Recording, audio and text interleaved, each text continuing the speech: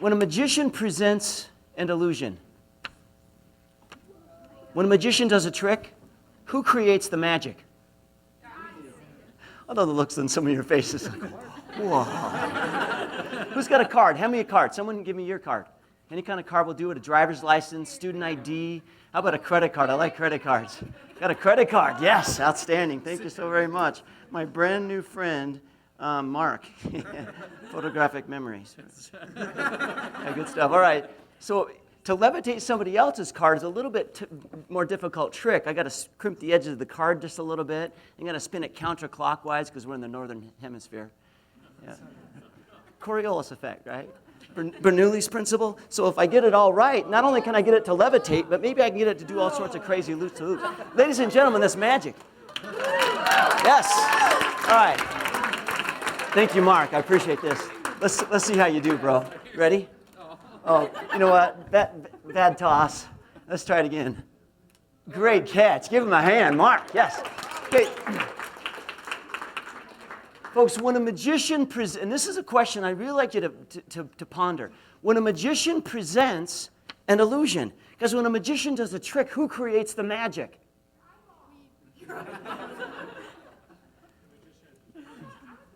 Yeah, it's actually not the magician. See, from the magician's perspective, this is a mechanical procedure. If I learn the right steps to make, and then I actually execute the steps in the correct sequence and order, the magic happens, not in the hands of the magician, but in the hearts and the eyeballs, right, of the audience. Are you with me? Folks, who's got the magic then, the magician or the audience? Now, I would submit that there's a little bit of a play here. Now, I was invited here to speak about one thing, and that is visionary leadership. This is what I'm talking about this afternoon, is visionary leadership. I would submit that a visionary leader understands the right things to do. And they not only understand how to do them, they get really good at doing those right steps in the correct sequence and order. Their execution is great. And then they pull the power of their imagination and bring that to play and to create this vision. And then they take that vision with the power of their word and they breathe life into the vision and get the imagination of those that they're leading involved in that. So those people buy into the vision. Now, how do I know about visionary leadership? Because I wrestled for a visionary leader. Now, pardon me a juvenile story, but it's a powerful one for me. Well, let me just tell you my story. I was born at a very early age. Ooh, that's convenient, yeah. I was raised on a cattle ranch near Salmon, Idaho, 1,100-acre cattle ranch in the middle of 9 children. And my mom and dad had 9 kids for cheap child labor. My dad is a very harsh taskmaster. I got to elementary school, and I had it beaten into me that I'm lazy and worthless. I felt like I was lazy, and to make it worse, I was the shortest kid in the elementary school. They called me Shorty. I had the curliest hair. They called me Curly. I was a skinny little dude. They called me, no, the chicken bones. So here I am. I'm lazy and I'm worthless. That's what my dad's teaching me with black leather belt, another implement that's handy. And I get to elementary school and I literally don't measure up. I have a learning disability called dyslexia. Some of you get that later. Symbols do not look this. I don't process symbols very well. Some of you in this room struggle with it, with this supposed learning disability. Right? That's what they told me was a learning disability. And then later, a different visionary leader that I'm not going to be speaking about reframed that in my mind as visionary leaders do and helped me to realize that dyslexia is not a learning disability at all. It's a perceptual and learning difference. What a difference, right? Between being broken and being different. See, when I was in college when I finally made that switch, and it made all the difference. Because I had a visionary leadership, a leader breathed that into my mind and got my power of my imagination working. And then I started to realize how I learn. Otherwise, I was just kind of limping along. But I get ahead of myself. Folks, here I am growing up through the system. I'm lazy, worthless, funny looking, and now I'm stupid as well. The kids are like, that's okay, Brad. We still believe in you. Yes? No. Yeah, right. Middle school, did the teasing get better or worse? A lot. Step off the bus the very first day in high school, brand new backpack on new jeans. I'm on campus now, Salmon High School, Salmon, Idaho. Anyone ever heard of this place? Didn't think so. All right. You actually have. Wow, we got to talk. Right. I was 4'9", 82 pounds in high school. And that's what the kids are doing, too. They're like, yeah, thanks. Right? I'm getting beat up at home. I'm getting abused at school. I got nothing, folks. I'm a failed student. I don't believe in myself. I mean, just to think about, to remember what it was like to be me, it's painful to think about it. And that's when I decided to become an athlete. And they started laughing again, yeah. So I went out for the obvious sport, which was? It wasn't football. Yeah, they're still mocking me. No, I went out for the wrestling team. And I had my wrestling coach, after just a couple weeks of working out, he sent everyone to the locker room. He says, Mr. Barton, I need to see you. Then it was just him and me in the locker room, in the wrestling room that night. And this man, after a very tense moment or two, as he's looking at me, just like he's angry, and I'm getting more nervous, right? He finally walks up to me, and he sticks his finger in my face like my dad used to, and he said, I will make a champion. He said, champions are born and then unmade. You've been unmade, young man, but we're going to make you again into a champion. Whoa. I found out years later he stole that line fair and square from a Nike sneaker commercial. I didn't know about that. I just know that when he told me this, he said it with such force and conviction, I couldn't not believe it. Sorry, English teachers. I could not believe it, right? I had to believe it. At least a little bit. I said, Coach, what do I got to do? I want to be those champion things. And this man began to breathe life into me, this vision of who he thought that I could be. Now, if you're taking a note, this is good. From an old Greek wrestler, George Artemis, the late great. It's hard to speak about this man. This guy changed my world. Visionary leadership changes lives. It does. It changes business. It changes families. It changes hearts. Visionary leadership almost always includes some love. I suppose it would be possible to do it without, but you know what, folks? The book Love is a Killer app, right? There is a place for love in the business world, and there certainly is a great place for it in the education realm. I think just about every aspect of our lives, if we put our heart into it, we can get more out of it because we're putting more into it. We're going to be able to accomplish more, make more money, make a bigger difference if we put our heart into it. Visionary leaders bring their heart, but they also bring the power of their imagination. See, here's what they do. This is a visionary leader. Visionary leaders see something that's worthy to be accomplished. Often it's something that's never been done before. That happens a lot for a visionary leader. So they see something that's worthy to do, often something that's never been done before, and then they bring it to life. They breathe life into it with the power of their imagination. They spread that with the power of their word. They recruit people and they're on their teams rather than just hiring people to work for them. Do you see the difference? They almost with angelic, and that's not the word. What's the word I'm looking for? Evangelical zeal, let's say it that way, right? They're trying to enroll people into their vision. They do this. Now, I suppose that you could do it in a way that didn't include love, but I'm going to just say it. I think you need some love involved in this. Here's what my coach says. This is what I want you to write down. He says, Brad Barton. No, hang on just a second. The gem is a second. Let me cue it up. He says, you are not what you've become. You are not the sum total of your life experiences. You do not have to be who you are. He says, Brad, and here's the part. He says, Brad, if you want to change your story, by the way, I badly did, then you got to change your stories. That's good.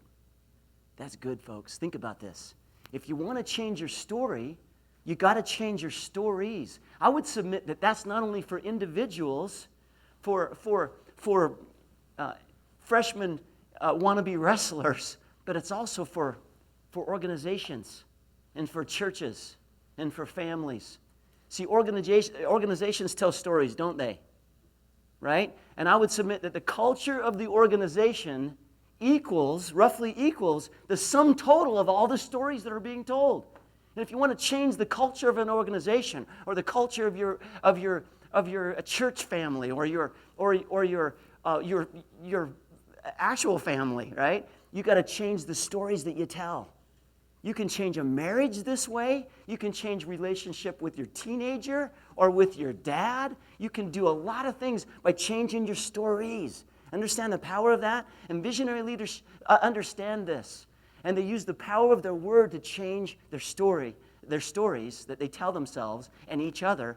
And slowly, maybe quickly, but surely, the actual direction of the entity, a person or an organization, will begin to change because we changed our stories. And folks, when he taught me this, he says, Brad, we're gonna change the things that you say to yourself because your dad isn't the biggest problem. You put yourself down a lot more than your dad does, don't you? See, this man knew me because he was not only the high school wrestling coach, he was also the middle school principal. And let's just say that he and I had a relationship for a few years before I got to his wrestling room. Here's something else that visionary leaders do. They give people second chances. And guys, I didn't deserve one. I did not deserve a second chance because I was a mean kid. I had two defaults. I was either defiant or I was defeated. Now, how does this work in business or how does this work in other kind of leadership? This is all about it, folks. This is a juvenile story, but it involves, it has application for everything that we do. We can do things that have never been done before if we'll use this notion of visionary leadership. All right, so here's what he did. He says, Brad, you got to stop putting yourself down. He taught me some affirmations, and you want to watch this part. It didn't happen all at once, but little by little, shazam, I started to change the way I spoke to myself. I started to change the way I felt about myself. I started to change the way I responded to hardship and difficulty. I'm working harder in the wrestling mat, and I'm winning matches legit, not just by forfeit once in a while. I'm working harder in the cross country and track, and guess what? I'm actually winning races a lot. I'm working harder in the classroom, and instead of just barely being eligible, I'm actually doing okay. And then he did it again. He told me I was going to college. I went home and told my dad. Coach told me I was going to college. My dad laughed in my face. You go to college? That's ridiculous. We can never afford something like that. I went to school. Give it up, Coach. My dad said I could never do that. He says, Brad, if you want it bad enough, you can get this done. They give scholarships for state champions.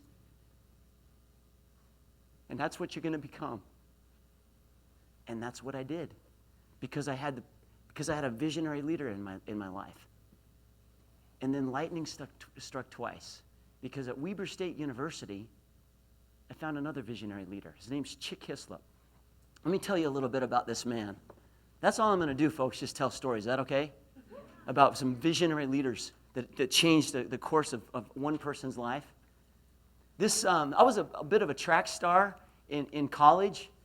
This is me at the famous Hayward Field in Eugene, Oregon, racing against some of the best steeplechasers in the world. And I was pretty good at it. In fact, just a few months ago, they inducted me in the Weber State University Hall of Fame for some of the cool things that I was able to accomplish back in the day.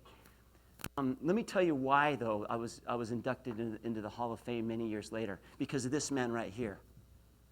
Okay, there was a lot of work and effort on my part. I actually had to be the one standing on the starting line and actually running the races. But this man is the reason I was able to get it done.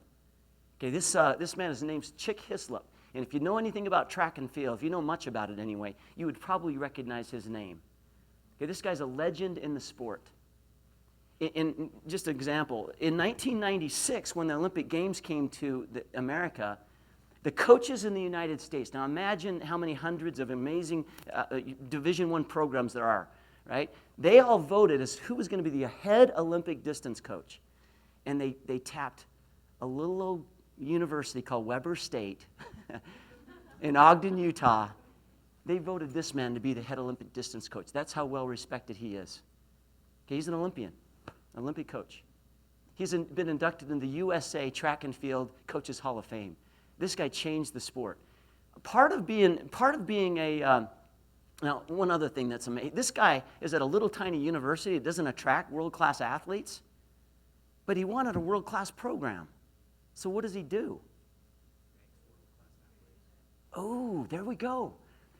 There's no way to get really top recruits to come to Weber State, right?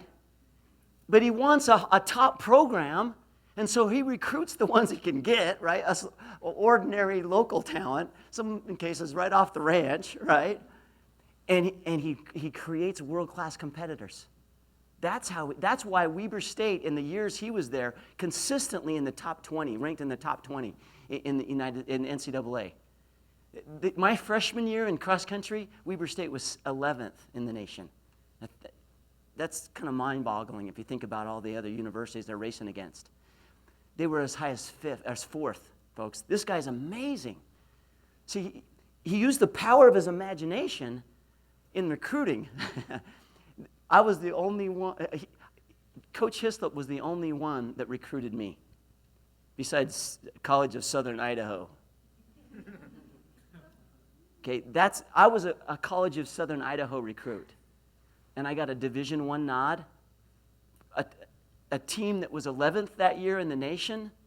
Why? Because this man looked down and saw this kid that wasn't very good, and with the power of his imagination, he saw that maybe I could be great. And so he took a chance. That's one thing that visionary leaders do. They take some risks. And it doesn't always pan out.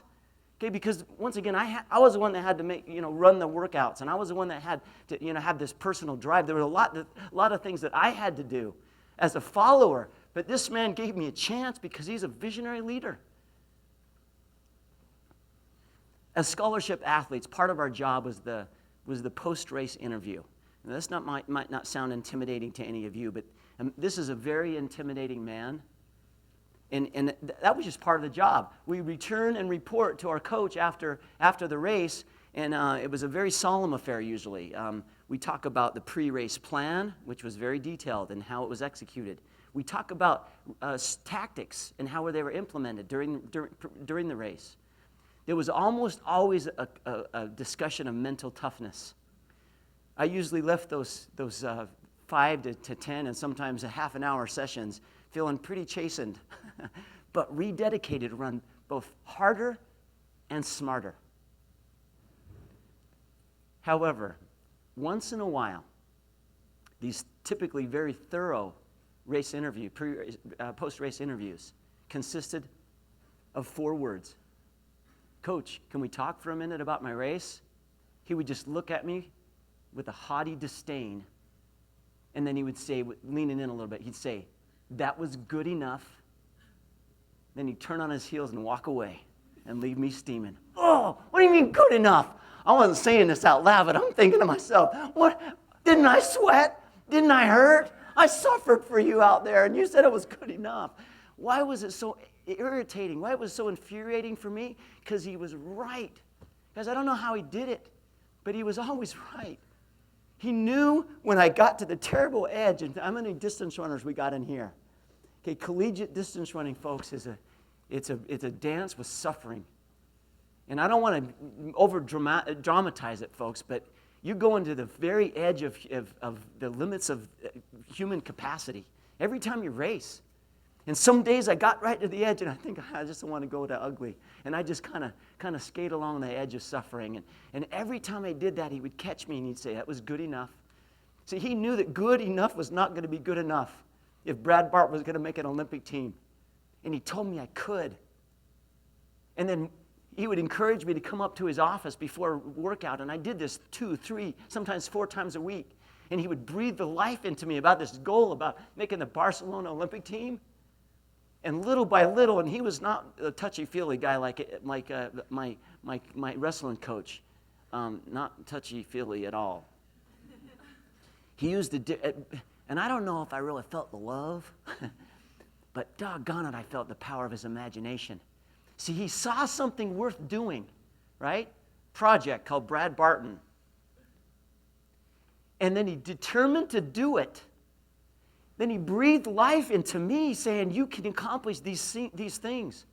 See, he wanted to do something with me that had never been done before at Weber State University. No student athlete at Weber State had ever made an Olympic team. At least not in cross country. I don't think any that I'm aware of. Certainly not in track and field. And he thought I could do it. And he had me believing that I could do it as well. 8 years later, I stood on the track in Louisiana for the Olympic trials. One of the favorites to make the team. There's about 6 of us on paper that are going to make this team. There's 44 of us at the trials. There's only 6 of us can do it. Only 3 do. I'm going to be one of the 3. And then, in the last lap of the semifinal race, the last water jump of the last lap. Okay, there's only one water jump per lap. The second to last barrier, I'm approaching the thing. It's an outside barrier, and you kind of have to go on a turn. It's a continual turn, so instead of just going over the water barrier, you kind of have to hit it. We're going at 4:14 mile pace. Okay, so we're flying. My spike plate didn't get centered right on the top of the water jump. It was my heel that hit it, and as I pushed off, I did an end over in a baptismal right in the water, 3 feet of water. There were 4 people behind me, young men, that I took their dream away as well as we got out of that and as quick as we could in sweat and blood, and we sprinted to the finish line, and I didn't even make the final. That's it. Didn't even make the final. Pretty tough. So what'd I do? Different vision, right? I found a young lady on the team at Weber State, and she's a pretty amazing runner herself. Olympic trials qualifier in the marathon. Some of you know what a marathon is. She's run under 250 twice, right? This lady's fast. Her a long distance star and me a middle distance star. We figured we'd get together and have some hybrids. Right, so Jacob is a 2-time cross-country state champ. He's in the midst of his senior year at Utah State on scholarship. And actually, one of Kelsey's, probably Kelsey's elementary school chum, right? They're best friends, Jacob and Kelsey. I don't know if you know Kelsey Lawrence, but anyway, great lady. I love this lady. Aubrey just finished her freshman year last year at Weber State on the team. And Garrett, this little punk is going to be good. This is a dated photograph, sorry. This kid was ranked the 7th fastest sophomore in the United States this year at one point. Okay, this kid's like way better than I was as a senior. This kid, and the other 3 I think they're probably going to be runners too.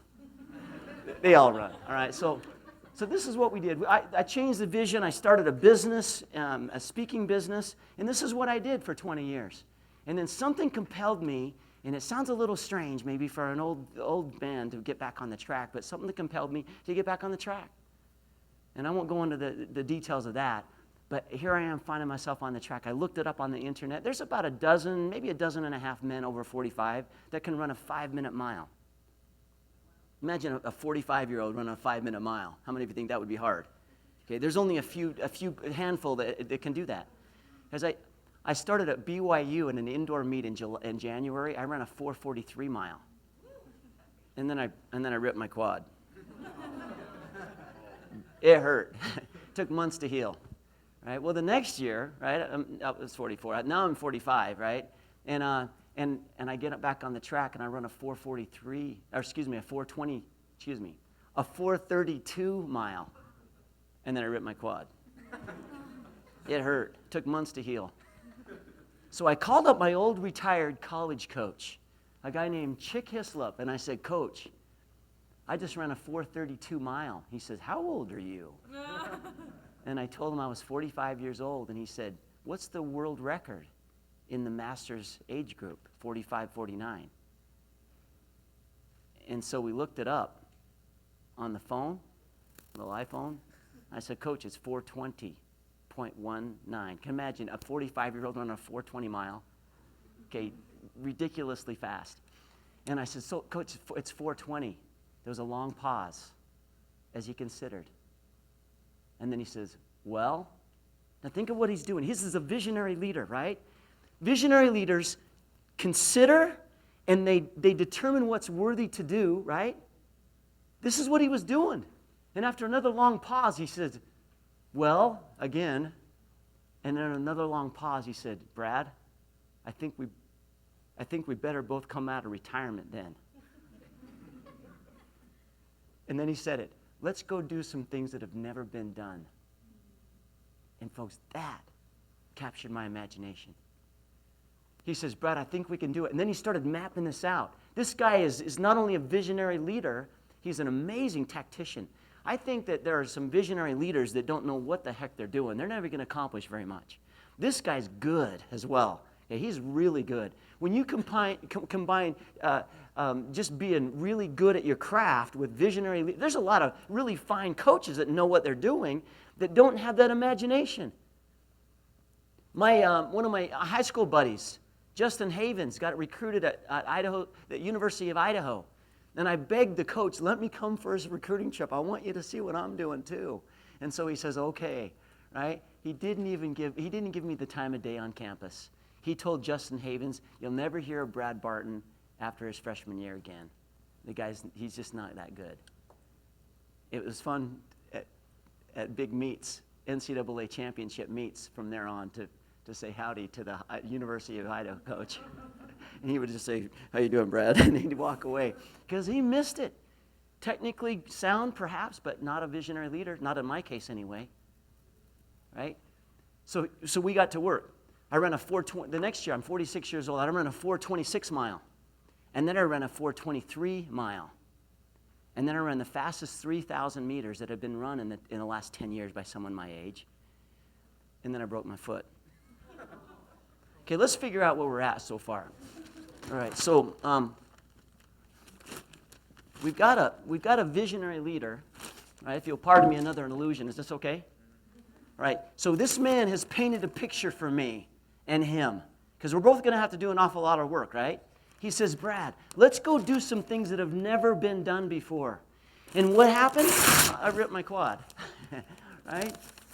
And then I'm trying to do some things that have never been done, and then I rip my quad. And then we get serious about this thing, and then I break my foot. Folks, at what point do you quit on the dream? At what point do you let the vision die? Okay, now I'm not sure that that's always the right answer, and I love the heart in that answer. Never. Folks, there is a business principle called cutting your losses, and is that the right thing, the right decision to make? Yes. Okay, so I don't know that it's an absolute, and I certainly don't want to make someone that has that kind of a heart to say never. I don't want to make that wrong, because I think that way too many people quit just before they're about to do something that's never been done, right? And so if you go into it that I'm not going to quit until it becomes obvious that this isn't the right vision, right? But that's way after most people already quit. Folks, what if you just stayed after? I want you guys to be able to see this. What if you just stayed after this, right? And you figured out the right pieces to put together in this thing, and the right mission, the right strategy, the right tactics. Ladies and gentlemen, what if you could literally create magic? How'd we do?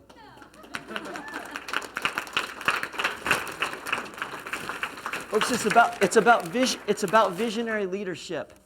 And once again, leaders consider what's worthy to be done, right? And then they use the power of their imagination to make that vision really real for them, really real. And then they share with the power of their word. They share that vision so it becomes real for those that are following. See, one way music gets another applause for that one. There. See, one way to look at what visionary leaders do is they create a vision that it's almost like a memory. Hang with me for just a second on this one. Can you relive something that's already happened in reality? No, you can't. It's done. That was a present moment that's gone forever. But can you go back and try and reconstruct that? Can you kind of smell the smell? Can you? Yes? Can you see what's happening when it's happening? Can you touch it? Can you feel those emotions? Yeah, we can, depending on how vivid your imagination is, you can, in some ways, relive that experience. Well, what if you could get really good at doing that trick in advance? That's what I'm talking about, visionary leadership. What if you could create a memory that hasn't happened yet and make it just as real as some of your past memories? That is the power of visionary leadership. That's when people wake you up in the middle of the night and said, what's your dream? And you can tell them right then because you've experienced it already. Tommy Moe won I don't know how many gold medals. The first gold medal he ever won. They stuck a microphone in his face. He was still panting from the effort. And he says, how does it feel? Because he was supposed to win a lot of them in that Olympic Games, right? How did you feel to win your first Olympic gold medal? And he said this. He said, this wasn't my first one. And they're like, what? What? Of course it is. He says, I've won this gold medal many times. Think about that. Here's a champion, a visionary leader that used the power of his imagination. Probably has a visionary coach. I don't know his situation. But folks, that's what I'm talking about. I've won this gold medal many times. That's why it was so hard for me to watch an Olympic Games. Still is. Because I was on the Olympic team. I was a Barcelona Olympian many times. Right? Still hurts to talk about it, actually. In fact, I've been speaking professionally for 20 years now. And only this last few months have I dared to even talk about my experiences at the Olympic trials in 1992. Because it's just too painful still. It's just been too painful. Because I've experienced it already. Does this make sense to you? All right. So here I am. I got a broken foot. It's supposed to take 4 weeks to heal this stress fracture. That's about right, Kelsey, for a stress fracture in a foot. It took almost 4 months to heal it. Okay, so let me give you some other things that we do as visionary leaders. We talk about the power of imagination, yes? We talk about mission, which is different than the vision. Mission is different than the vision. So you got a vision, you've got a specific mission or missions. The third thing you need to have is some specific strategies. The fourth thing is tactics. You get those 4 things down, folks, and you can do stuff that's never been done before. You can. If you're choosing the right thing, you got the aptitude for it, and you're persistent, and you have that never give up attitude. I love it, right? You have these 4 things. So let's apply it to a coach and I's experience. Right? What is our vision? We've talked about it several times. Our vision is to do things that have never been done before. I don't know about impossible. Let's not use that term because we never thought of it as impossible. It's just stuff that's never been done before.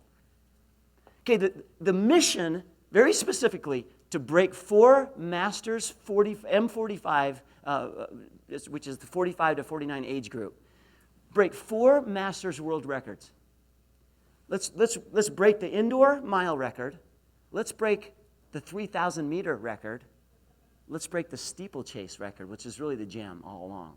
I didn't think of it that way because I didn't think there was any way I could steeplechase again because I was out running with my boy and I tried to hurdle something and it went, oh, that hurts. How did I ever do this? Coach had it in his mind all along. He wanted to break the steeple world record, which was impossibly fast and it stood for 30 years. But he says, let's do it. Okay, the 4th one is to break the outdoor mile world record as well. So those are the 4. That's the mission. Okay, what are the strategies? Well, very simply, high intensity, low mileage. I hope I'm not getting too deep in the weeds here, but I did want to give you some of the details just so you'll have to understand, put some flesh on this, and then apply these principles to what you're doing as leaders, yes? So here's the problem. I've got a knee that has a bucket handle lateral meniscus tear. I have very little cartilage left in my knee. I asked the surgeon after, it was way worse than what he thought when he got in there. He said, Brad, I basically took your knee apart. Well, what about running? He said, don't run. Don't ever run again. That's what he told me. Right? So how can I do this thing with a knee that doesn't work? Well, I was doing okay so far. It was kind of nursing it through. So here's what we decided. Very high intensity workouts, but very low mileage. We're doing this on about 26 to 30 miles a week, which is really, really like, it's less than minimal. We're training like a poor high school kid, right? Kids that don't know how to train right. And we're trying to do, it's very intense, very painful, but very short, because we're saving my knee, right? So how did we do? We opened with, and we decided tactically that the only people I can race against are college kids, because there's nobody masters in my age group there's not even any 40-year-olds that I can run against, because I'm faster than all those guys. Coming into the season, I hadn't done anything yet. So the only people I can race against are the college kids. I opened at ISU with a 4:26 mile. Oh, let's do some imagery. Would you like some imagery? Okay, so I opened at ISU with a I beat most of these kids, folks. I beat most of these kids. A week later in Boise, I ran a 4:21.5 mile. Okay, Coach thought I could run 4:24. That was the goal. When I called him up and I said, Coach, I ran a 4:21.5. Remember, the world record's 4:20.19, right? I was so excited. I can do this, Coach. I can break the world record. He said, well, yeah. That's what I told you could do. Right? Interesting personality, right? He's always got to be right. He almost always is. I was fired up. I could break a world record. Coach, let's do it in Boston in 2 weeks. Every year, there's probably the most important indoor track meet in the world is held at the Reggie Lewis Center in Boston, Massachusetts, near Boston. And they fly in a bunch of Olympians, and they start this really important meet with a very obscure race. It's a tradition of the last 30 years. They fly in the fastest masters runners, over 40 milers, and they run a mile race. Okay, I'm 47 years old at this point. 47 years old, and I'm racing against the young guys, the 40-year-olds, and there's a big difference between the world record between, an example, the world record for the 40-year-old is just under 4 minutes. Okay, 5 years later it's 4:20. Okay, that's how much faster younger guys are, right? I was sick running this race. I did win the race, but I didn't quite make the goal. I ran 4:24. It was just blazingly hard. All right, so let's get me healthy again. So here I am healthy, and I'm fired up. It was Cornell University, Ithaca, New York. Anyone ever heard of Cornell? Okay, and I'm going to do this. The training is going great. Coach says you can run 4:18. That's what he tells me. And when coach says it can happen, folks.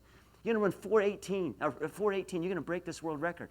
We had this, tactically we had it figured out, what every lap was going to be like, and shazam, we're going to get this done. I'm walking across Cornell campus that cold February morning, and I'm thinking, how cool is this? I'll never forget the feeling as I'm walking across over to the building that the track is housed in, this indoor track. And I'm thinking, how many people, ever in their lifetime get a chance to walk towards something that's never been done before? How cool is that? Does that capture your imagination a little bit? I'll tell you, it had my heart all the way down. This man had breathed this life into me, this idea into me. And as I got to the building, I couldn't believe my luck.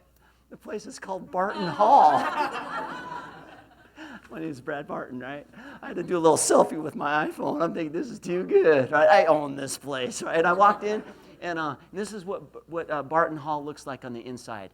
And there's all these Ivy League schools there, and I lined up on this little 6-lane track, and 7, maybe 8 lane, whatever. This little tiny track, and there were 19 of us, folks. 19 of us. I was behind the youngsters. The gun goes off. I spent the first lap in lane 3. You cannot break a world record in lane 3, folks, on an indoor flat track. I'm desperate to find my way inside. This is my chance, right? Just after the starting line. Here's the starting line right here. 1 lap later, just after the starting line, right about there, I looked to my left and I saw a little gap, and I dove for it. Folks, it was my fault. I looked, but I didn't really look. It wasn't enough gap, folks. I clipped the runners behind me, and I fell hard to the inside rail. It was a violent experience, especially for someone that's 47. End over end, and I jump back up, and I'm on my feet, and I'm running. I don't remember lying there thinking, should I get up? I just remember being on my feet again, and my shoulders just completely numb. Why did I get back on my feet? It was the vision, folks. That's it. There are so many equivalents of that, making a bad tactical decision and falling hard to the inside rail. You got to get back on your feet. The first thing I thought of when I got back on my feet and I kind of recovered from that is I realized I've already covered most of the 12 meters that I'd lost with the stragglers, or at least a half of that anyway. And I'm thinking, no, this isn't the right way. I can still do this, but I can't do it that way. So I set a goal. I'm going to catch them by the halfway mark. I'm going to catch them slowly but surely, right? Stay on pace, right, Kelsey? And I started catching stragglers with 4 laps to go. With 2 laps to go, I was in the thick of it. With 1 lap to go, I started pulling even with the leader. And then everything faded to gray. I don't remember finishing the race, folks. A few minutes later, I remember coming kind of back to consciousness as I got folks kind of trying to haul me around and get my feet back under me. I went and found a quiet place in Barton Hall in a stairwell. And I called my coach, and the numbness is wearing off, and my shoulders aching. I said, Coach, I failed. I didn't get it done. I was emotional. I admit it. I was emotional. I said, Coach, I hurt. I fell on the rail. I think I separated my shoulder. I said, Coach, I don't think I can do this. It's too hard. And then Coach, with a gruff voice, he says, remember what we're doing here, Brad. And he called me back, right? He didn't have to tell me anything else. He just said, remember what we're doing here. Guys, what are we doing here? It's never been done before, right? He just says, remember what we're doing here, Brad. And I says, okay. And then he says, if it was easy, it would have already been done. And then softer, he says, Brad, how you feeling? And I says, Coach, I hurt. He says, you're going to feel a lot worse tomorrow. And I did. He says, Brad, get back on a plane. Get back home. Let's get you back to Ogden. We'll make some adjustments in your training. We'll get you to New York in 3 weeks to that last chance qualifier meet at Columbia, and you can get it done there. I run a 4:16 mile. Let's just say that. I ran a 4:16 mile.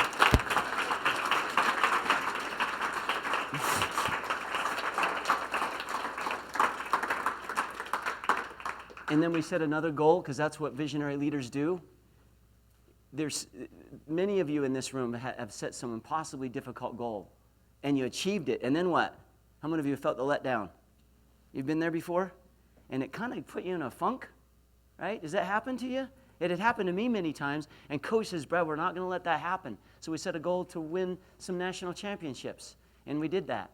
And then we decided to win a couple world championships in Italy. At that point, I got corporate sponsors that are paying for all this, the travel, and they sent me, it was kind of cool, Get Away Today travel called and says, Brad, we're going to pay your trip on 2 conditions. You go win the steeple and the 1500, and we also get to pay for Lydia to go with you as well. I'm like, yes.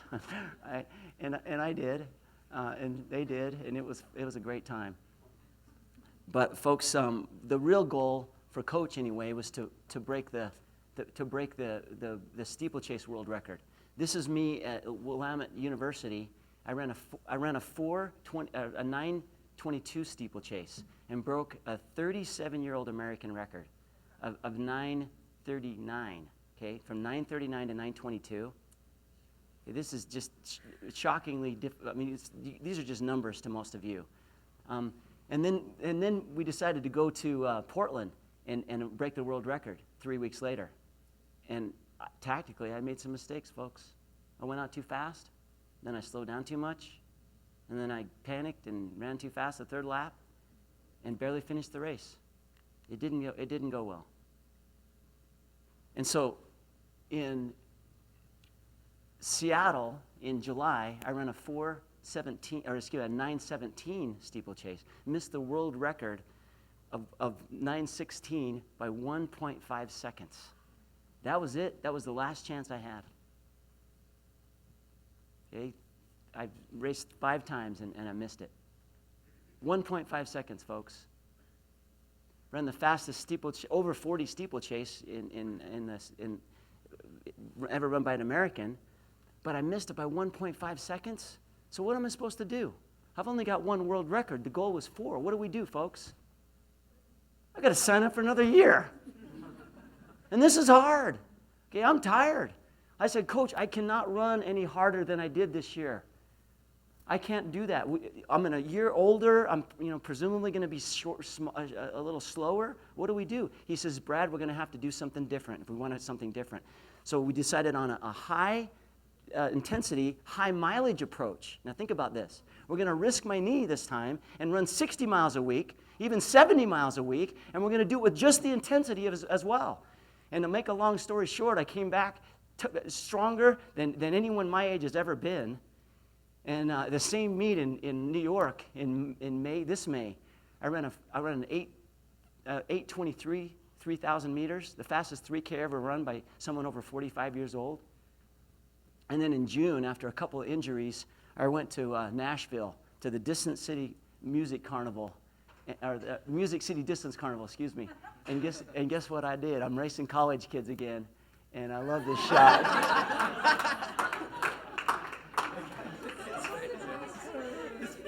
The world record before I stepped on that track that day, remember, was 9:16. Folks, I ran a 9:06 steeple.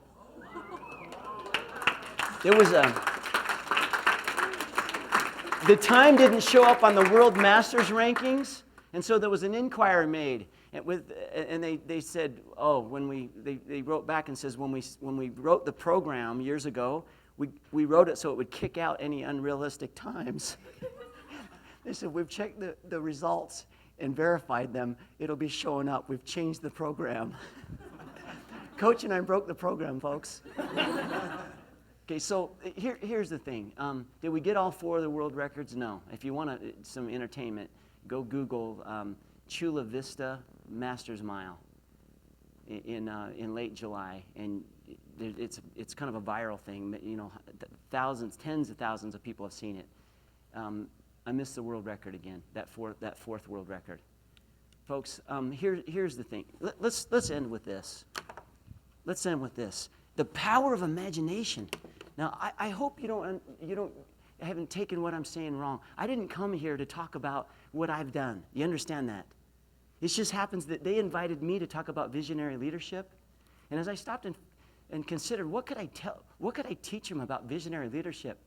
I thought of the 2 coaches in my life that helped me to do some things that have never been done. No one in my family has ever been to college. And George Artemis, the late great George Artemis, helped me do that. And no one's ever run as fast as Coach and I have run. And I say it that way too. Coach and I have run because he was there with me the whole time, yes? No one's ever done that before, folks. I came to tell you about visionary leadership, and I'm using my stories, and so please forgive me for doing that. I want you to be able to see this, and I'm not sure we can get away with it with the audio. Watch right here, folks. The trick goes fast. I'm going to invite you to pay close attention. Watch right here. If you blink, you're going to miss this, right? And quit going like that. It's freaking me out. All right, so here we go, folks. I want to talk about the power of our word. See, words are not a little bit powerful. They are a lot of bit powerful. Watch right here. See, I have in my hand a card. On one side of the card, there is 1 dot. The other side, 4 dots. Once again in review, 3 on this side, 6 on that side. How many of you confused? Raise your hand. Now think about what you just saw. Did you see 1 dot on the first side? Yes? That would be everyone. In TV land, did you see 1 dot? Yeah, because that's what I showed. How about 4 dots on the next side? Yes? That would be all of us, because that's what I showed you. And then 3, and then 6, and then back to 1 dot all over again. So count with me. 1, 4, 3, 6. Right? In TV land, count with me too. Ready? Out loud. Ready? 1, 4, 3, 6. Louder. 1, 4, 3, 6. Louder. 1, 4, 3, 6. And back to 1 dot all over again. How many of you are still confused? Raise your hand. Okay, the trick should only work one time, folks. Would you like me to tell you how I do the trick? I don't. Not by myself. See, the notion of being a visionary leader means that you not only have a vision, but you have some followers as well, yes? So it really was us that did this. Me using the power of my word to create a vision in your mind. Now, this is a quick and dirty version of it, but it worked, didn't it? I said 1 and you thought 1. And then you looked up here and you saw 1. The second time through, I said the number 3. Now, this is kind of cosmic. I said the number 3 one time, just once. And then you look up here, and in a split second, 20 milliseconds, we see 1, 2, 3, and I'm off to the next side. And you're left with the vision of seeing 3 black dots. Ladies and gentlemen, how many black dots did Magic Brad just show you? 1 dot and then 3? Well, I showed you 1 dot and then 2. So who created the 3rd black dot, folks? A dot that's just as black, just as round and real as the other 2 in a split second. Folks, that's just a snapshot of what a visionary leader can do. If we could create that in a split second, what if you took a whole 5 minutes and you breathed some life into your next physics test? And you saw yourself studying hard enough, right, to actually do well enough so you could walk out of that physics exam going, yes, right, I nailed it. This is the power of visionary leadership. Should we try this again? Okay, would it work again? Okay, probably not. Okay, no way could we get this to work again. Because now you know how it works. It would be very difficult for you it would be very difficult for you not to see the dot underneath my hand, yes? It would be real tough not to see the blank spot under, right? Now, if words are just a little bit powerful, we got no chance. What if they're a lot of bit powerful? Should we give it a try, yes? Would you like to do an experiment with me to end this thing, yes? Okay, y'all need to be in on this, way back there behind the camera. Okay, and for screen or whatever you're watching this with, you got to do this, right? If you want to see the magic, you got to do this, all right? It only works if you work it, by the way. How many dots do we have? 2. Okay, that's the obvious part. That's looking at like my dad, right? Let's look at it with vision. How many dots could we have? 3. Okay, let's try 3. Let's try it. How many dots? 3. Okay, don't just say it like 3. Yeah, right. That's why. Yeah, right. No, let's say it like we mean it this time. And this time, don't just say it. Let's see it. Let's see the 3rd black dot. Can you see it? Here we go. Ready? How many dots? 3. Okay, that was with more conviction. Okay, we got to go even better. Let's feel it. Okay, let's see it. Let's feel it. Let's say it all together. How many dots? 3. How many dots? 3. All right, and then how many on this side? How many dots we got on this side? 6? Say 6. 6. Can you see 6? Okay, now say 3. 3 dots. 3 dots. Say 3. Say 3. Is it working? Okay, say, how about 6? Is it working? Okay, so 3 dots over here, right? Right? And 3. How about 8? 8. And then 8 black dots. Ladies and gentlemen, you really do have magic. Is go and do some things that have never been done before. Go and do some things that have never been done before. Use the power of your vision, right, to breathe some life into something that's never been done. Create some missions, right, specific missions, and then create some strategy that really works. Sometimes you have to change the strategy. And then tactically, well, we had to reinvent the thing the whole way because training this body is way different than when I used to train my younger self, right? You have to change tactics along the way to make it work. Folks, you do those 4 things, and, well, you can do magic. Thanks, guys.